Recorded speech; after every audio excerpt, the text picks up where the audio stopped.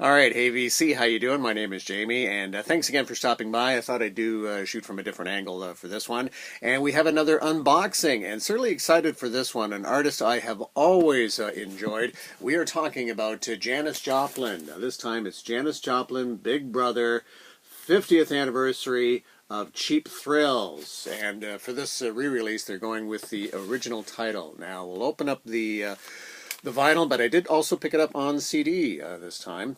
So this is Sex, Dope, and Cheap Thrills, Big Brother and the Holding Company. And then you get the big hype sticker there. And so this is the CD version of the album. We'll open up the album and take a look inside. But the hype sticker on this one here, celebrating 50 years of Cheap Thrills. Sex, Dope, and Cheap Thrills features 25 previously unreleased recordings from the Cheap Thrills sessions. Now, the title was originally intended for the Immortal record, but was rejected by the label as too risque for 1968. It appears for the first time on this new collection of alternate takes and live cuts. Includes never-before-heard versions of Piece of My Heart, Summertime, Catch Me Daddy, a live take of Ball and Chain, and more. So there you go. That was the original intended album title, but they decided to go with simply just Cheap Thrills, and there you have the track listing there. And I can read you a little bit more from the top. Sex, Dope, and Cheap Thrills is a new collection of 30 rare performances, including 29 studio outtakes, 25 previously unreleased, from the mythic 1968 sessions that generated Big Brother and the Holding Company's Cheap Thrills. The new collection features the title, originally intended for that Immortal album, nixed by the label as too controversial a half-century ago. Sex, Dope, and Cheap Thrills debuts a previously unreleased live performance of Ball and Chain, recorded live at Winterland Ballroom, April 12th, 1968. Okay, so there's the CD, but certainly first off, let's take a look at the album that has just arrived. And as you can see, they have gone with the original intended title, but they have decided to go with just a group photo instead of the Robert Crumb iconic, but I guess you could say problematic painting. I don't know if it'll be featured anywhere inside here, but there you go. So there is the vinyl version. Interesting, it's on We Are Vinyl. Didn't know that. All right. And yeah, the back looks really nice. I guess the original cover was going to feature a shot of the group in bed or something like that, but even that the record company didn't like. And then they went with the Robert Crumb artwork, but even the artwork was originally intended just for the back, since it does list all the song titles. But Janis liked the artwork, and so they were able to feature it on the front cover. But for this re-release, they've decided, interestingly, to go with just a group shot. Okay. And this is a 2 LP set. It looks like it is gatefold. So let's take a look inside. And my gosh, you know, they've certainly used a lot of different words to describe the album as immortal. It is certainly an iconic album at the very least. I mean, Piece of My Heart, what a great song that's been covered so many times by so many different artists. And then when you talking about Ball and Chain, just the way she lets loose on that track. And it's interesting, that was her second album with Big Brother and the Holding Company, but then she went on to solo career with the Cosmic Blues Band and then with the Full Tilt Boogie Band. But she only recorded 2 records, 2 albums with the group. So here is cover once again, and just hanging on to the hype sticker there. But it is gatefold, so we will open it up and see what's inside. Oh my goodness. Wow.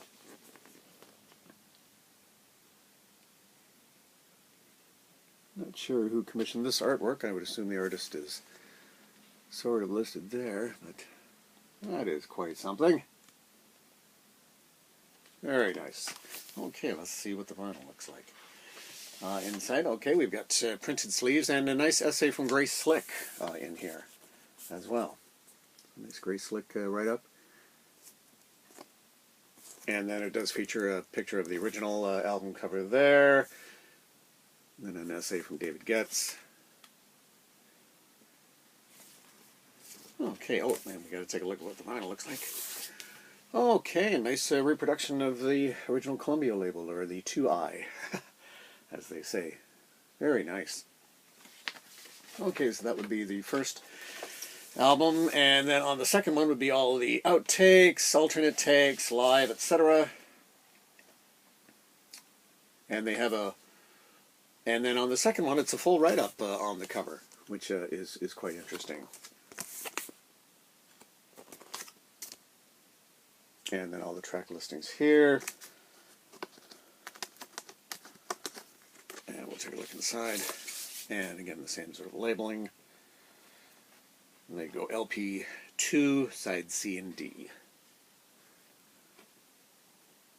Okay, very nice. Nicely put together package overall. Doesn't appear to be any other booklets or anything that I'm seeing, but at least, nice write-ups on the sleeve, what have you.